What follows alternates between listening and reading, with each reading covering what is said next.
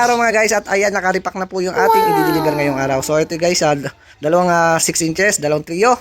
Ayan at kumuha rin si ma'am ng water plant tatlo. Nice. At ito naman sa Batangas. Ayan, kumuha siya ng dalawang triyong red. At dalawang triyong Clarky. Ayan, isang triyong red, isang triyong white. At nagpa-previous na tayo ng water plant. Pero yung in-order yung dalawang Kraylins, nilagay ko na po sa loob. So ayan guys, ano pa ba hinintay natin? Let's go!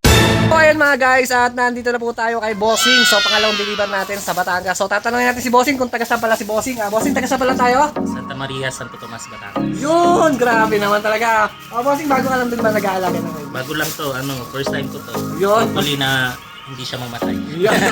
So tuturuan naman kita para di ka mamatayan. At ayan, Bossing, may gusto ka shoutout dyan sa mga ano mo. Baka gusto mong i-produce. Ito po yung aming shop, bagong open lang siya.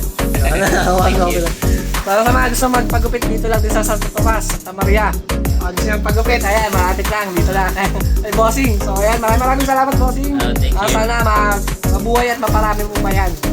Ayan, sa mga wala pa ng ating Red Super Saiyan, ALC, White Super Saiyan, ayan guys, nag-share na po. So, ganito lang ang aming video. Maraming salamat, boss.